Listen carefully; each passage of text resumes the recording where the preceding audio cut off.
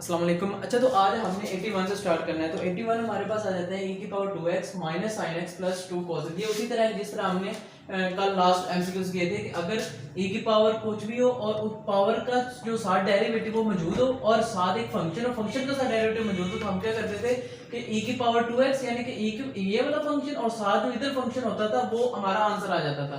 अब इसमें देखो कि हमारे पास e की पावर 2x है। अब इसमें जो पावर का डेरिवेटिव बन रहा है हमारे पास वो 2 है।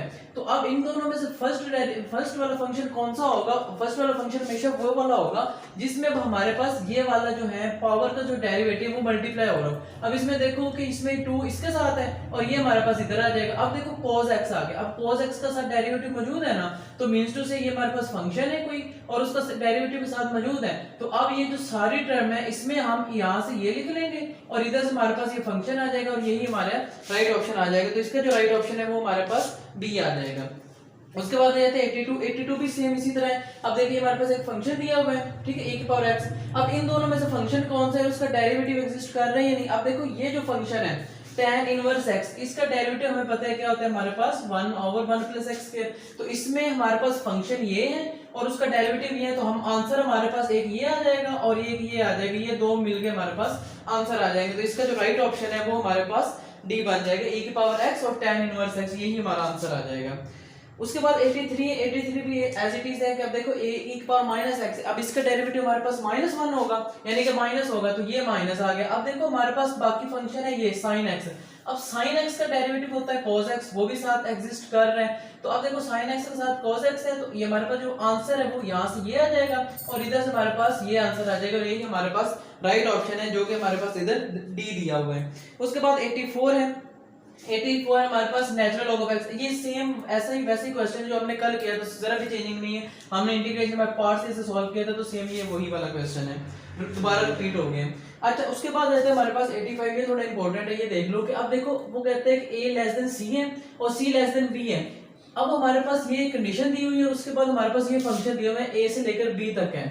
तो अब वो कहते हैं कि किसके इक्वल होगा। असल में ये होती है, हम किसी भी हम इंटीग्रेशन की जो लिमिट होती है उसको ब्रेक कर देते हैं। ये इसी तरह ये यूं समझ लो कि हमारे पास एक सीढ़ी होती है, a से लेकर b तक है। देखो ना, a से लेकर b तक है, a लेस देन c और c लेस देन b, यानी कि इस तरह करके, ठीक हो गया। अब एक दफा हम a से c तक जाएंगे, ठीक हो गया। आप यूं कर लो, या सिर्फ इस फंक्शन की लिमिट ले लो, ठीक हो गया, या फिर आप सिर्फ इस फंक्शन की लिमिट ले लो यहाँ तक और फिर c से b तक की लिमिट ले लो और दोनों को ऐड कर दो, या सिर्फ इसकी लिमिट ले लो, इंटीग्रेशन ले लो, या सिर्फ पहले इसकी लो फिर इसकी लो, फिर इन दोनों को ऐड कर दो, तो हमारा जो आंसर है वो हमेशा सेम आता है। तो इसका मतलब है कि हमने क्या करना होता है कि a से लेकर c तक पहले हम लिमिट अप्लाई करेंगे, फिर c से b तक और दोनों को ऐड कर देंगे, तो हमारे पास उसका राइट ऑप्शन आ जाएगा। तो इसका जो राइट ऑप्शन है वही चीज उन्होंने इधर थ्योरी टाइप दिया हुआ है, तो ये इसका राइट ऑप्शन आ जाएगा सी। उसके बाद हमारे पास आ जाता है 86 भी सिंपल है। उसमें हमारे पास क्या कहता है कि देखो इसमें वो लिमिट अप्लाई करने का थोड़ा मेथड है कि अब पावर इंटीग्रेशन वही है कि पावर में मान एडेड पावर से डिवाइड कर दी। अब इससे ये कैंसिल आउट हो गया, ठीक हो गया। अब इसमें आप देखो कि सबसे पहले अपर लिमिट पुट करेंगे t की जगह x और फिर हम उसमें लोअर लिमिट पुट करेंगे और दरमियान में जो है ये माइनस का साइन आ जाएगा, तो ये हमारे पास इसका राइट ऑप्शन आ जाएगा। तो ये इसका लिमिट अप्लाई करने का मेथड, ये आपने क्वेश्चन में इस तरह इससे रिलेटेड सॉल्व किए होंगे।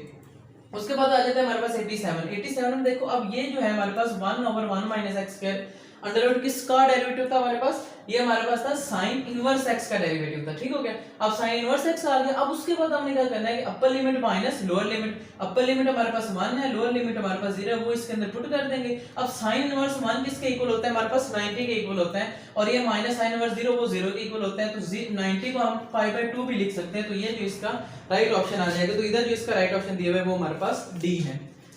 उसके बाद आ जाता है हमारे पास 88 में वो कहता है कि हमने एक एरिया फाइंड करना है cos x का बाउंडेड फ्रॉम -π/2 से π/2।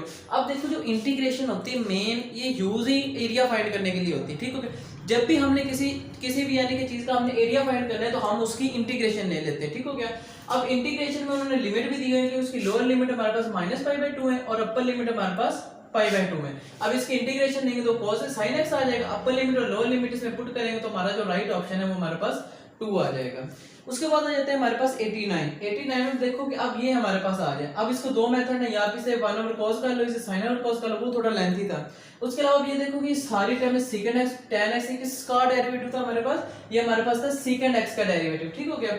अब यानी कि ये हमारे पास आ गया। अब इसमें upper limit minus lower limit put करेंगे तो हमारे पास जो π/2 है, अब देखो cos π/2 जो होता है 4 यानी कि 45, वो हमारे पास होता है 1 ओवर अंडर रूट 2 के, और cos ये secant उसका इनवर्स है, मींस से अगर ये 1 ओवर अंडर रूट 2 है तो ये अंडर रूट 2 आ जाएगा, और secant 0 हमारे पास cos 0 1 होता है, तो secant 0 भी 1 होगा, तो ये जो है ये इसका राइट ऑप्शन आ जाएगा। उसके बाद आ जाता है हमारे पास 90 में सिंपल है, उसमें सिंपल हमने लिमिट अप्लाई करनी है कि इसमें पावर में 1 ऐड, क्योंकि पावर के अंदर वाले के साथ डेरिवेटिव मौजूद है, तो पावर में 1 ऐड पावर से डिवाइड कर दिया, उसमें फिर हमने upper limit minus lower limit put कर दी, ठीक हो गया। उसके बाद ये 3 की पावर 4 हमारे पास 81 होता है, यहाँ पर 1 आ गया, ठीक हो गया, क्योंकि ऊपर पावर इवन है तो हमारे पास +1 आ गया, इस माइनस की वजह से इधर -1 आ जाएगा। अब ये 80 डिवाइडेड बाय 4, तो ये हमारे पास इसका जो राइट ऑप्शन है वो हमारे पास 20 आ जाएगा।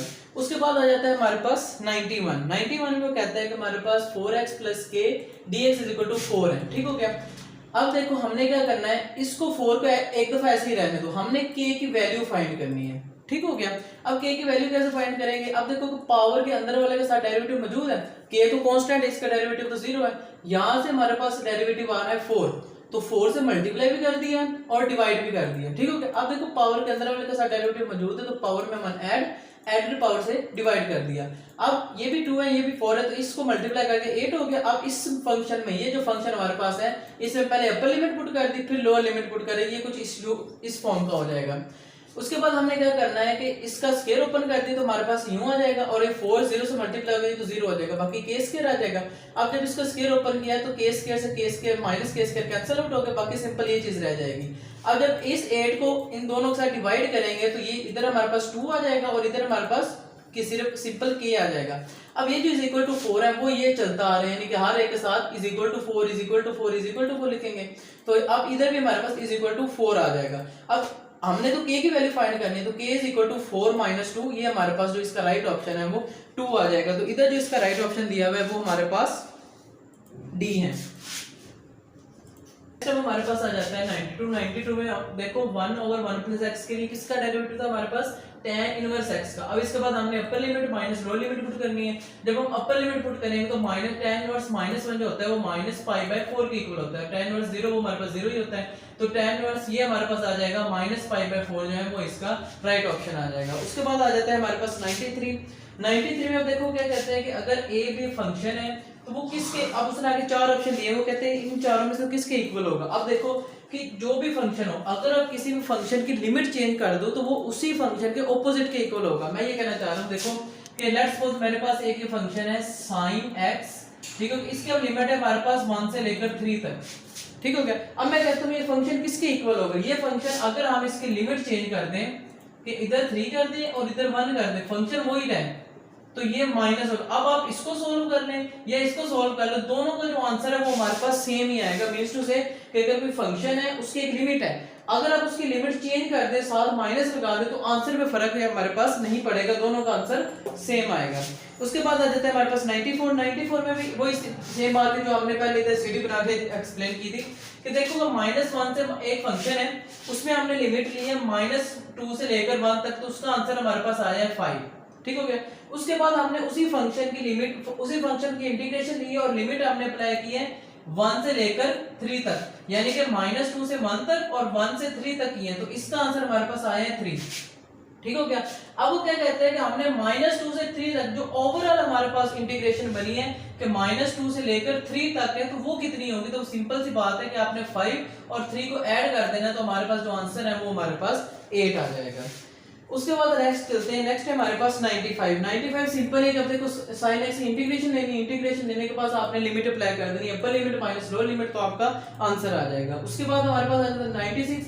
अब 96 की सेम इसी तरह जिस तरह हम पीछे करके आ चुके हैं कि secant square x किसका डेरिवेटिव था हमारे पास, tan x का। tan x में फिर हमने लिमिट अप्लाई कर देनी है कि π/4 -0, ठीक हो गया, तो tan π/4 हमारे पास ये होता है हमारे पास 1 और 1 - 0, यानी कि हमारे पास इसका जो 1 है वो इसका राइट ऑप्शन आ जाएगा। उसके बाद आ जाते हैं हमारे पास 96 हो गए, तो 97 पे चलते हैं।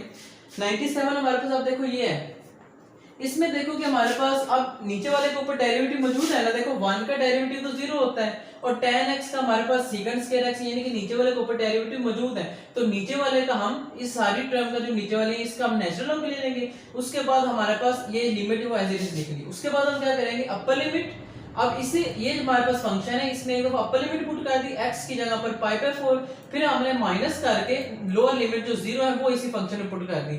अब देखो कि tan π/4 हमारे पास 1 होता है और इधर हमारे पास tan 0 जो है वो 0 होता है। अब ये 1 + 1 नेचुरल लॉग ऑफ 2 हो जाएगा और ये हमारे पास नेचुरल लॉग ऑफ 1 हो जाएगा और नेचुरल लॉग ऑफ 1 जो होता है हमारे पास वो हमारे पास हमेशा 0 होता है, तो ये साइड टर्म 0 होगी, तो ये जो है ये इसका राइट ऑप्शन आ जाएगा। उसके बाद आ जाता है हमारे पास 98 में कहता है कि हमारे पास, अब ये देखो, अब जिस तरह हमने इस इंटीग्रेशन के शुरू वाले एमसीक्यूज किए थे कि देखो मैंने वहां पे आपको बात की थी कि अगर इस तरह का फॉर्म में आ जाए तो आपने सुइटेबल सब्स्टिट्यूशन यूज करके आपने आंसर निकालना है, लेकिन इसका एक छोटा सा बताया था कि आप इसको sin इनवर्स x/3 की फॉर्म में भी लिखो, sin इनवर्स x/3 3,0 आ जाएगा। अब इसके बाद हमने क्या करना है कि इसमें upper limit minus lower limit put कर देनी है। जब इसमें अपर लिमिट x की जगह 3 फिर x की जगह 0 पुट करेंगे तो अब देखो sin इनवर्स 1 हमारे पास π/2 के इक्वल होता है और sin इनवर्स 0 जो है वो 0 के इक्वल ही होता है, तो इसका जो राइट ऑप्शन है वो हमारे पास π/2 बन जाएगा। उसके बाद आ जाते हैं हमारे पास 99 में सिंपल है, देखो 1/1 + x² किसके इक्वल, किसका डेरिवेटिव था हमारे पास, tan इनवर्स का। अब tan इनवर्स में upper limit minus lower limit put करेंगे तो आपका जो आंसर है वो आ जाएगा। उसके बाद आ जाता है हमारे पास 100 वाला, उसमें वो कहता है ये भी सेम ऐसे ही जिस तरह हम अभी पीछे करके आए हैं कि हमारे पास एक फंक्शन दे दिया है, उसकी लिमिट दे दी है, वो इक्वल टू 4 है और हमने वैल्यू फाइंड करनी है k की। ठीक हो गया। अब कैसे फाइंड करनी है कि सिंपल आप इसकी इंटीग्रेशन ले लो। अब cos x किसका डेरिवेटिव था हमारे पास, sin x का। अब sin x के अंदर हमने क्या करना है, लिमिट की वैल्यू पुट कर देनी है, k कांस्टेंट है, इसको इंटीग्रेशन से बाय लिख लिया।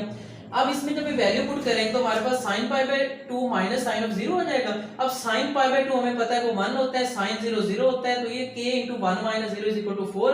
अब इधर से k रह जाएगा, k = 4 जो है वो इसका राइट ऑप्शन आ जाएगा। उसके बाद आगे चलते हैं 101 पर। तो 101 हमें ये कहता है कि 1/1 + x² है, इसकी इंटीग्रेशन, लेकिन इसमें एक चेंजिंग है कि -∞ से +∞ तक है। ठीक हो गया। अब देखो कि tan इनवर्स x, अब किसका डेरिवेटिव है हमारे पास, tan इनवर्स x का। इसमें नेक्स्ट स्टेप में हम क्या करते हैं, upper limit minus lower limit put करते हैं।